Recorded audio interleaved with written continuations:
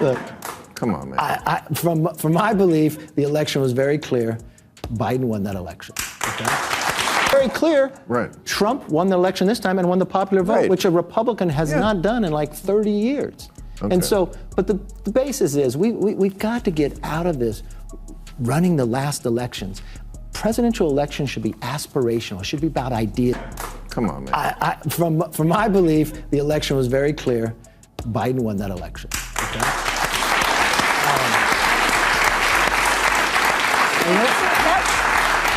That wasn't hard. No, but I've never done it different. I know. And it's very clear. Right. Trump won the election this time and won the popular vote, Right. which a Republican has not done in like 30 years. Let that sink in. In the same breath, McCarthy declares Biden clearly won and then says Trump won the popular vote this time. Which is it? The contradiction is jaw-dropping. Welcome to the channel that cuts through the spin with facts and fire. Today, former House Speaker Kevin McCarthy tries to play both sides and ends up exposing the deep rot at the heart of the GOP's election narrative. Subscribe now for more no-nonsense breakdowns. Let's dive in. It started off light. Banter about Bill Belichick dating someone nearly 50 years younger. The audience laughed. Kevin McCarthy even quipped, "She's of age," as chuckles rolled through the studio. But then the mood shifted when the panel was asked about Oklahoma requiring schools to teach that the 2020 election was tainted by fraud. The room tensed. Everyone knew this was the moment McCarthy would be cornered. Would he finally stand firm on the truth? Would he side with democracy or cave to MAGA pressure? And then it happened. McCarthy tried to do what he always does, dodge the fire by standing in it. It doesn't make him the winner. It doesn't make him the winner. You'll have to wait till you'll get 2 years out,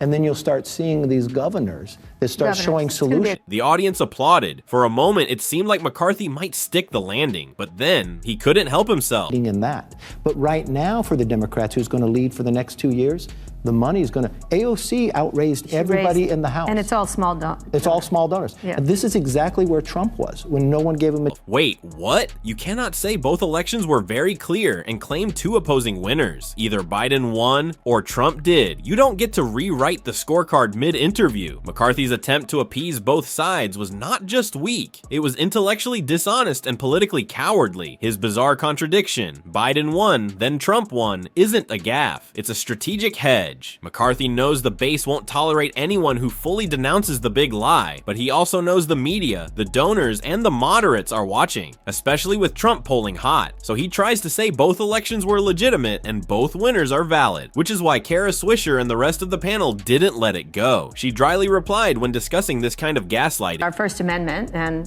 it's first, and so it should be important in this country.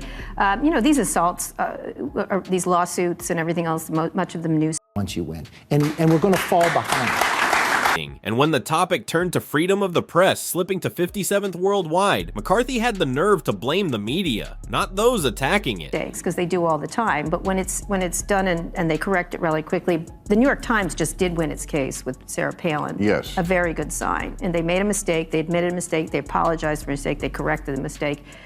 So let's get this straight. He won't denounce Oklahoma teaching kids a lie. He praises Trump's so-called popular vote win with zero evidence. He shifts blame for collapsing press freedom onto journalists. It's pure gaslighting, and the panel knows it. Stay tuned for part 2, where we break down the bombshell exchange on the future of the Democratic Party, AOC versus Bernie, and how McCarthy's own words demolished the Republican strategy going into 2028. The debate only got hotter when the discussion shifted to the 2028 presidential race. And this is where McCarthy dropped a bombshell that left the room stunned. When asked who's leading the Democratic field, McCarthy didn't flinch. Well, plainly he wasn't very successful. No, look, I served with Tim in the House for a long time. That is not what I would put him in charge of. Then came the kicker.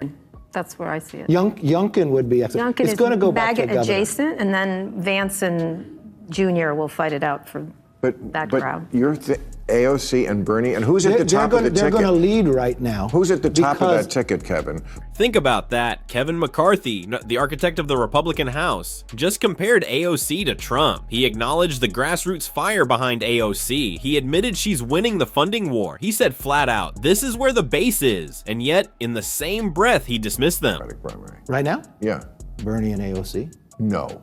They got the biggest crowds. That doesn't matter. It won't sustain itself, but right now they have no leader. Okay? But this is the thing the Republican Party has to understand too.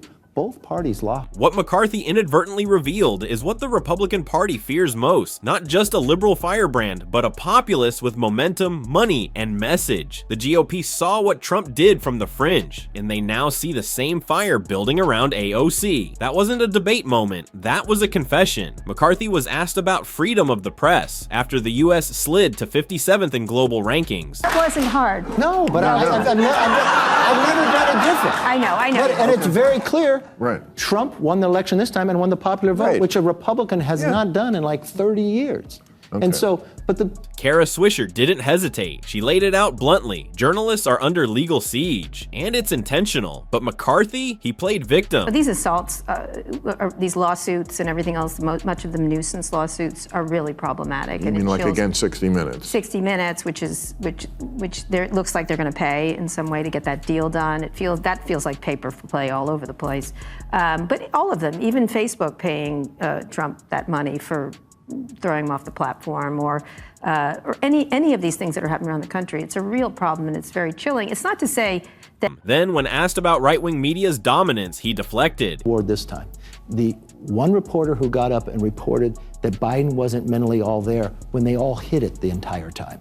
So there's a reason why we have been dropped. Kara wasn't having it. When discussing the absurdity of who gets into the White House press room, she dropped this. To Joe Rogan on a podcast, or in your although podcast. he's slipping to Midas, to the Midas group, which is great. Which is good, which is the way it should be. Let people gas. That wasn't just sarcasm. That was a call out of the gatekeepers who pretend to support free speech while silencing dissenting voices. And with that, McCarthy was done. No fight left, just vague shrugs and worn out talking points. And when challenged, he folded every single time. This isn't leadership. This is fear disguised as strategy. America deserves better than doublespeak, hedging, and hollow spin. If you're tired of the gaslighting, if you want truth without the fluff, this is the channel for you. Subscribe now and join the fight to hold power to account.